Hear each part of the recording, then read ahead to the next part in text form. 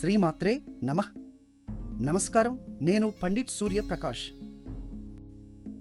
ఈరోజు 17 మే 2026 ఆదివారం నాడు కన్యా రాశి వారికి ఒక అద్భుతమైన యోగం ఏర్పడింది. మీ 9వ భావంలో అంటే భాగ్యం మరియు ధర్మానికి సంబంధించిన స్థానంలో సూర్యుడు, చంద్రుడు, బుధుడు ఈ ముగ్గురు గ్రహాలు కలిసి ఉన్నారు. సూర్యుడు మరియు బుధుడు కలవడం వల్ల బుధాదిత్య యోగం అనే శుభకలయిక ఏర్పడింది.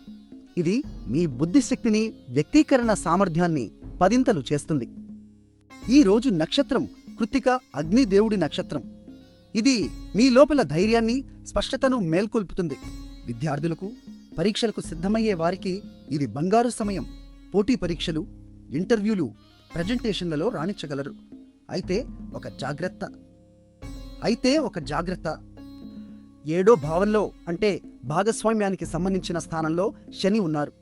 కాబట్టి జీవిత భాగస్వామితో మాట్లాడేటప్పుడు ఓపిక పాటించండి. తొందరపాటు నిర్ణయాలు తీసుకోకండి.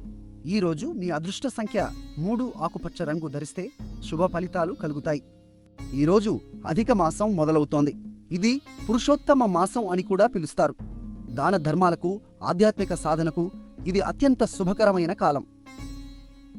నిన్న మా అంచనా మీకు సరిగ్గా ఉందా? కామెంట్లో చెప్పండి. వీడియో నచ్చితే లైక్ చేయండి, షేర్ చేయండి, మా ఛానల్ను సబ్స్క్రైబ్ చేయండి. చివరగా సూర్య భగవానుడికి ఓం సూర్యాయ నమః అనే మంత్రాన్ని 3 సార్లు జపించండి. మీ బుద్ధి వికసిస్తుంది, భాగ్యం వెలుగుతుంది.